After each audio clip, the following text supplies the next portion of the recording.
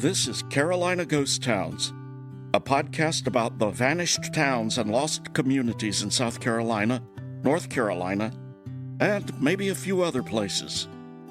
I'm your host, Tom Taylor.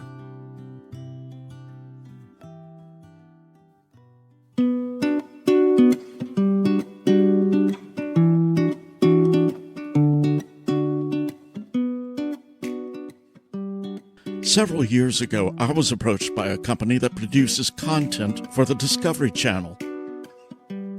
They wanted me to be part of a new show they were pitching that was set in South Carolina. I signed all kinds of non-disclosure documents, so I can't really discuss what the show was supposed to be about. What I can say is that a film crew met me down on Lake Marion, where they filmed me paddling a canoe in the early morning through cypress trees. They gave me a set of lines to recite, one of which was, "Every lake is a graveyard." That was supposed to be my signature line. Sadly, COVID came along just as the show was being pitched to Discovery, so nothing ever came of it. I won't be the next Josh Gates or even a Robert Clotsworthy. Oh well. But that signature line still has meaning. All of South Carolina's lakes are artificial reservoirs. I don't know for certain about Georgia and North Carolina, but I'd bet the same goes for them. A reservoir means displacement, not just of homes and citizens, but of the people left behind, those buried on lands soon to be inundated. Different reservoir projects had different solutions for how graves were handled. In Lake Jocassee, the bodies were moved, but the headstones were left in place. Graves were documented and bodies reinterred for Lake Keowee in the upstate and Lakes Marion and Moultrie in the Santee Cooper project. At Lake Murray, families chose to leave the bodies in place and put new gravestones and memorials at local churches and cemeteries above the inundation line. Yet, even with all these considerations, some graves are going to be missed. So, yes, every lake is a graveyard. One of the biggest issues was how families could visit the graves of their relatives. In some cases, it wasn't a problem, but where the water cut off access, it might be hard to get to those graves. Access to the graves of loved ones plays into today's ghost town and involves broken promises and a road to nowhere. Today we visit the town of Proctor, North Carolina, located on the northern shore of Lake Fontana. In the last episode, we learned about the town of Judson, now under the waters of Lake Fontana. Proctor suffered the same fate, so much of what I covered in that episode will also apply to today's town.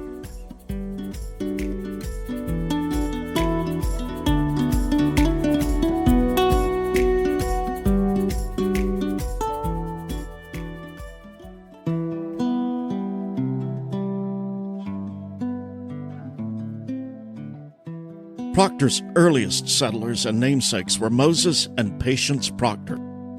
They moved to the area from Cades Cove, Tennessee, in the late 1820s.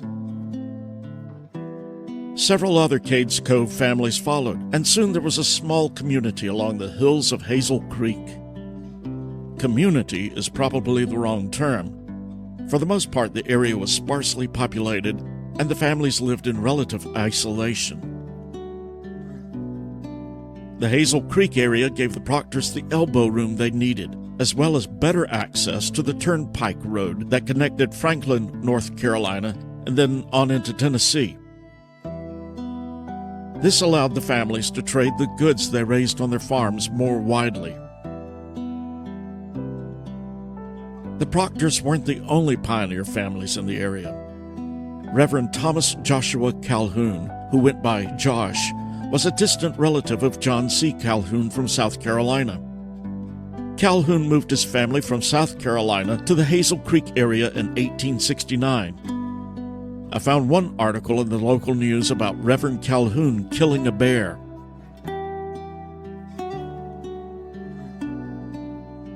Reverend Calhoun's son, Granville Calhoun, became known as the Squire of Hazel Creek. He operated a general store and owned lots of property in the area.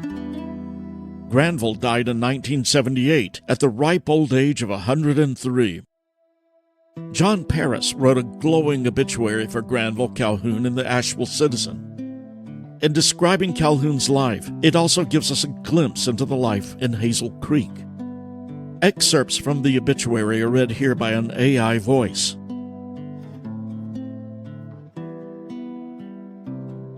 Granville Calhoun, the legendary one-time squire of Hazel Creek, is dead at the age of 103 years. Death came to the grand old man of the Great Smokies early Sunday morning at his home here in Bryson City as his tired old heart finally gave out while he slept. He was the last surviving link to that pioneer past when the venerable temple of the Great Smokies was a virgin land and homesteads were rough-hewn out of wilderness. Until the very last, even though his speech was blurred from a slight stroke a few years ago, his mind could still weave a tapestry of mountain life that spanned an era from homespun to polyester. The old man was born March 14, 1875, in a log cabin just 4 miles east of the mouth of Hazel Creek at a place called Wayside, where a hand-poled ferry crossed the Little Tennessee, and where his grandfather ran a store and was postmaster. His father put down roots there in 1869, and it was where his father grew up and was married. Granville's father was Joshua Calhoun, a man of God by calling and a farmer by necessity, who spent his life preaching and laboring in the dark wrinkles of the hills for the betterment of his neighbors. When Granville was just 9 years old, just a little fellow in homespun jeans, his father hewed out the first wagon track into the wilderness and moved the family to the headwaters of Hazel Creek, where they settled into a 2-room log cabin. It was wild country back then, Granville often recalled, all virgin timber. Wolves still prowled the hills. The streams were full of speckled trout and there was a world of game, bear and deer and turkeys and squirrels. Granville was a famous bear hunter of his time. He started hunting when he was barely big enough to tote a gun, and he hunted bear for 60 years in the Smokies. Over the years, he came to know the Smokies as few men ever knew them. When he was 17 years old, the first of a horde of lumbermen came into the Smokies and built splash dams on Hazel Creek to float out the virgin timber they cut. Granville went to work for them, helping to cruise timber and tend to 2 of the splash dams on the creek. 2 years later, he got married and built a 1-room log cabin between Walker's Creek and Proctor Creek. Shortly after the turn of the century, he turned the first shovelful of dirt for the Smoky Mountain Railroad, which was chartered to carry passengers and freight up Hazel Creek, while the logging trains ran right to the top of the Smokies. For a while, he worked on the passenger train as conductor. The lumber boom created the town of Proctor at the mouth of the creek, and Granville moved in and built himself a fine house that still stands today and is used as a ranger station by the Park Service. In its heyday, Proctor revolved around a gigantic band mill that turned out 100,000 board feet of timber daily and boasted a population of better than 1,000 people. Granville had a store and theater at Proctor and ran the post office. Meanwhile, he acquired considerable land, and when the Great Smoky Mountains National Park was established and he was forced to move out in 1946, he owned 17 houses in the Hazel Creek section. He was the last to move out of the area, staying there until everything was cleared out and the country left to the bears. During his years on Hazel Creek, Granville worked tirelessly to bring good roads and schools into the region and served for many years as school committeeman. After moving to Bryson City, he became famous for his memories of Hazel Creek, and writers from far and near sought him out for his rare knowledge of the Smokies. In his time, Granville Calhoun walked tall as the mountains of his birth. And even though he has passed on, he will not be forgotten. He will live in the stories he told and the legends he made.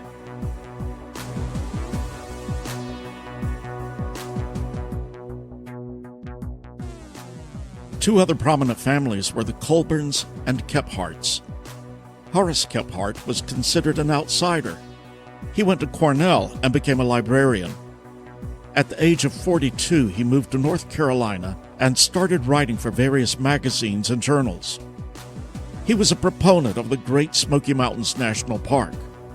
The Colburns, as well as the Calhouns, were strong proponents of education, and the school in Proctor was eventually named for the two families.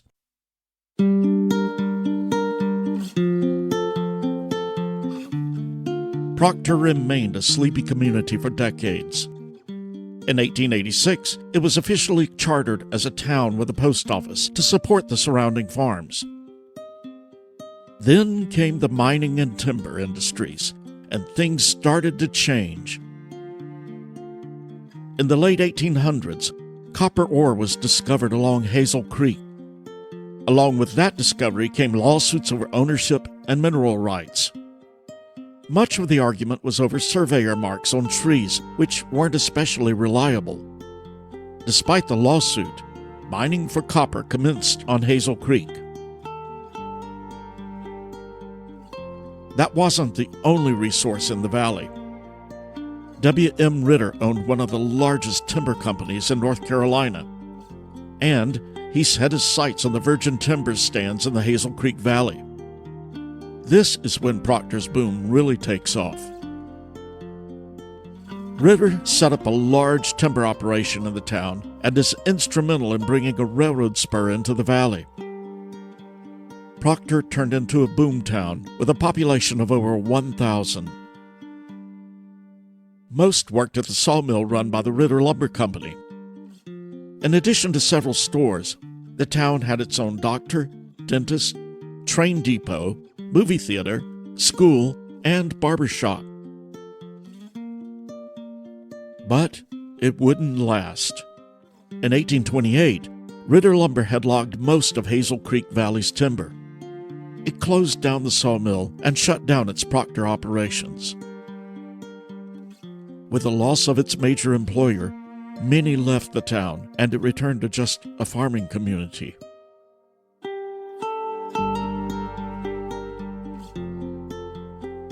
Proctor's decline can be tied directly to Ritter Lumber, but that wasn't the true death of the town.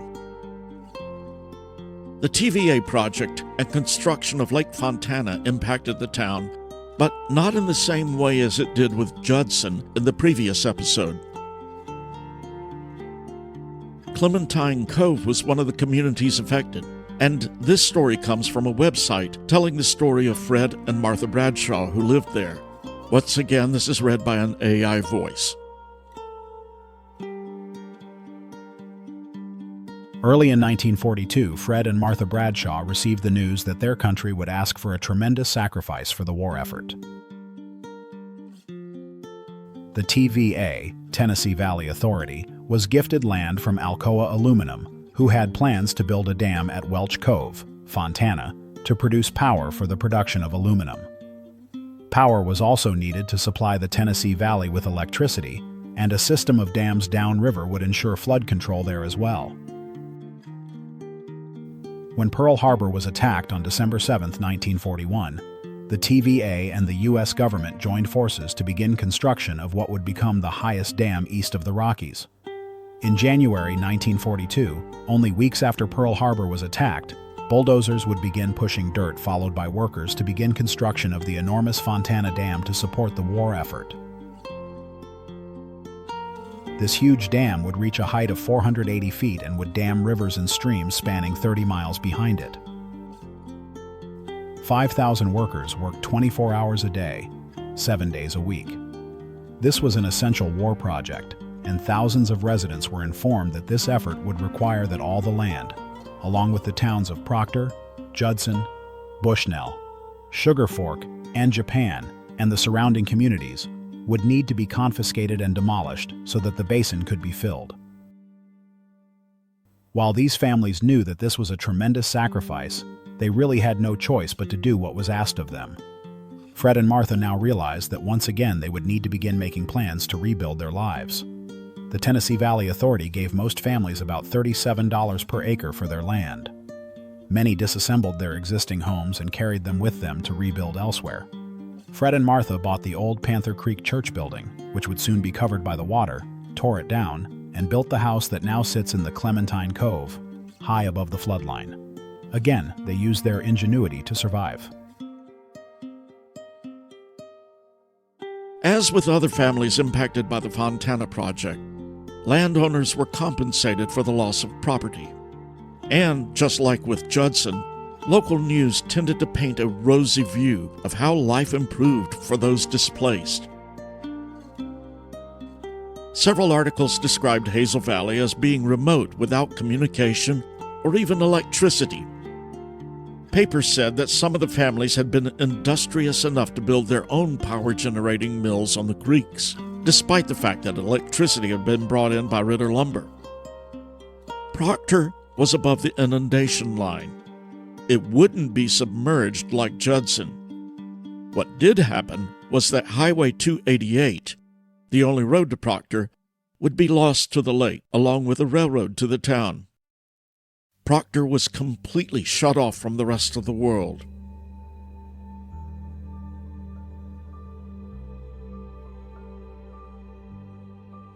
In addition to loss of access, TVA turned over all of the North Fontana shore property to the national park. They promised a new road to access cemeteries and other important sites for the families, but that promise was never fulfilled. A road was built from Bryson City along the north shore, but it was never completed. A deep tunnel was built on the road, which abruptly ends on its other side. Only 7 miles of the road were built.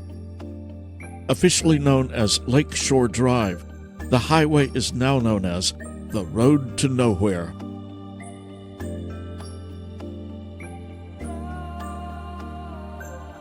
Since it was above the inundation line, there are some remnants of Proctor.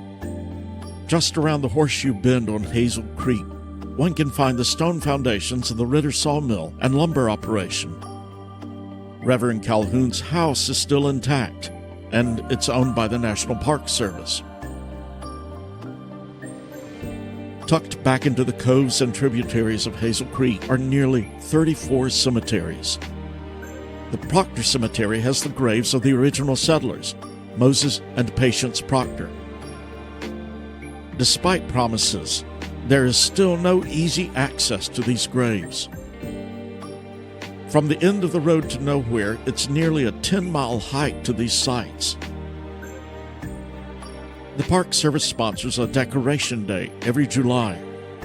Families and descendants board pontoon boats at the Almond Boat Ramp and travel across the lake to place flowers and clean up graves.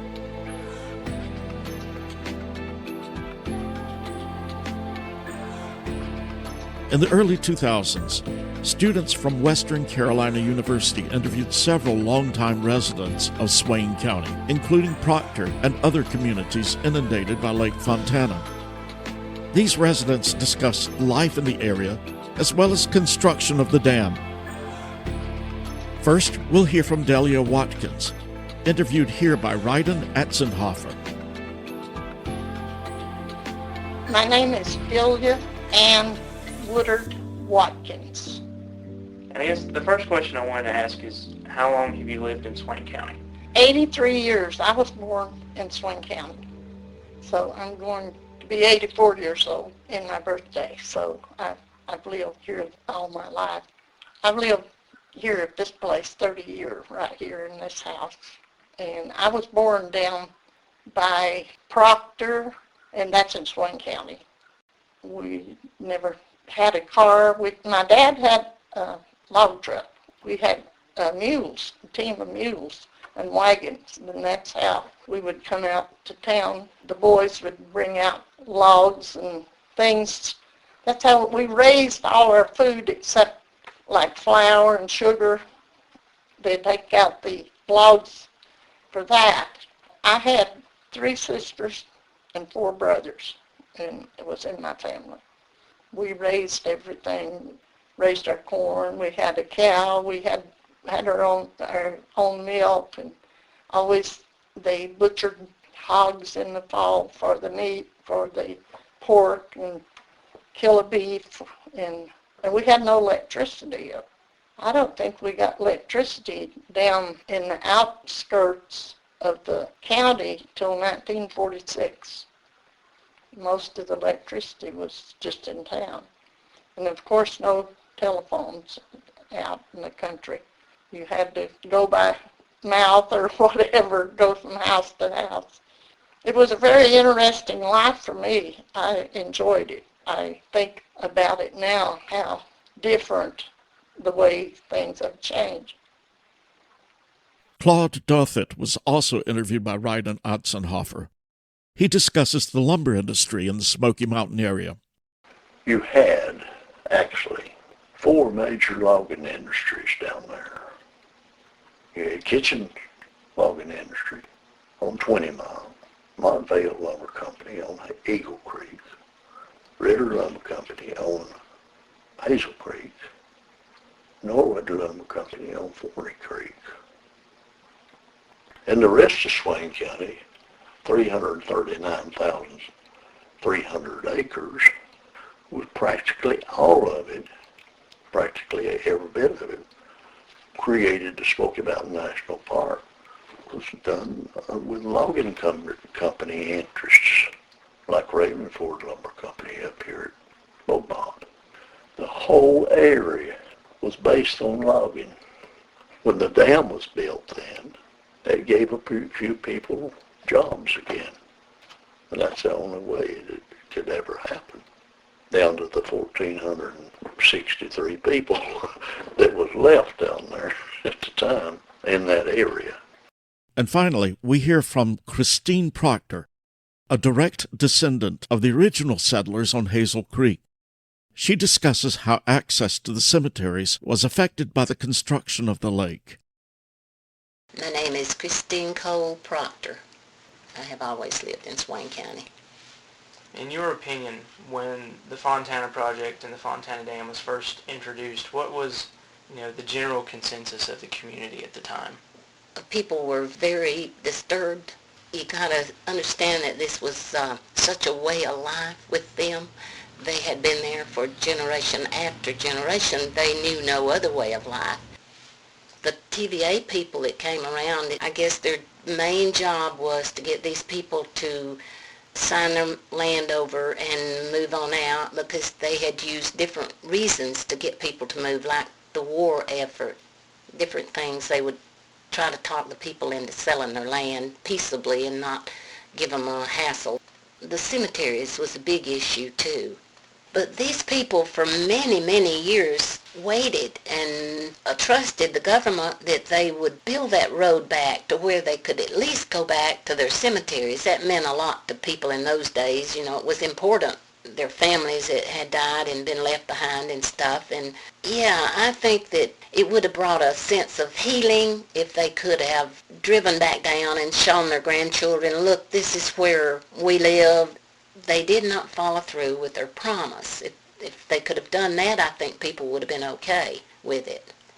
Had there ever been any discussion of perhaps moving the cemeteries, or did people feel they just wanted to leave the people be?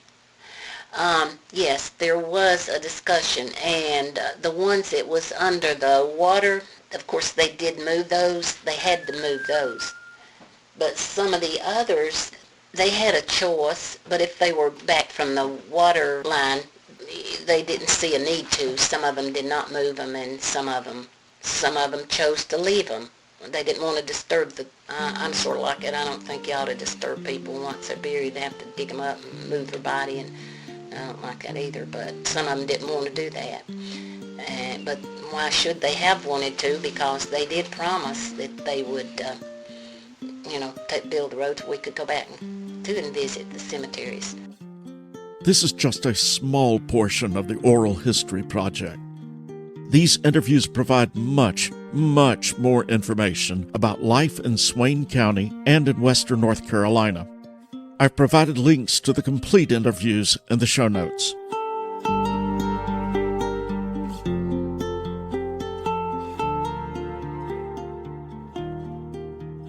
Proctor is accessible to the general public, either by boat or by hiking from the tunnel on North Lake Shore Drive.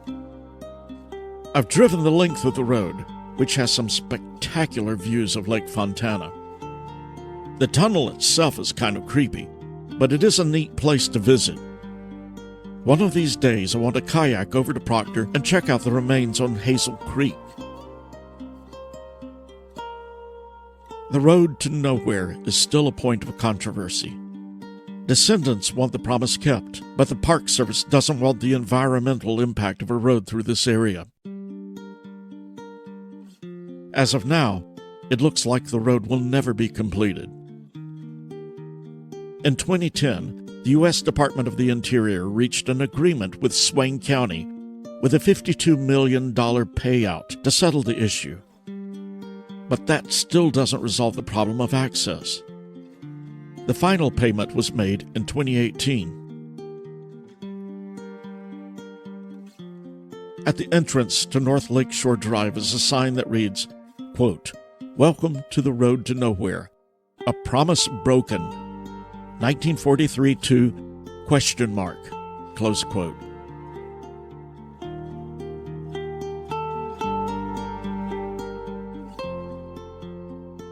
That's it for this episode of Carolina Ghost Towns. I've got lots of links and photos I'll put in the show notes.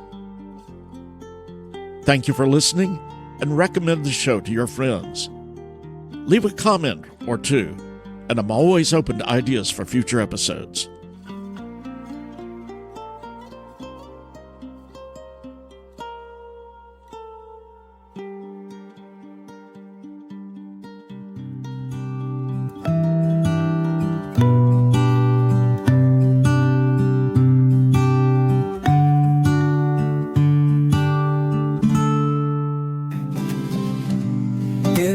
Southern ghost town, we found a story untold. In the shadows of the past, we unravel, secrets unfold. With each step we take, we journey back in time. In this southern ghost town, we leave our footprints behind. Thanks for listening. The opening music was composed by Lex FM with additional music from Pixabay. The song Southern Ghost Town was generated by Suno AI. All other music was composed and recorded by me, Tom Taylor. Carolina Ghost Towns is a part of the Random Connections empire. It's pretty much a one-man show, so I wear all the hats, including producer, writer, researcher, sound engineer, publicist, and bartender. If you like the show, please subscribe on your favorite pod venue and be sure to give us feedback. If you have questions, comments, or ideas for the show, you can reach me at carolinaghosttownspod@gmail.com. For more information and show notes, visit randomconnections.com. Thank you. In this southern ghost town, we found a story untold. In the shadows of the past, we unravel, secrets unfold. With each step we take, we journey back in time. In this southern ghost town, we leave our footprints behind.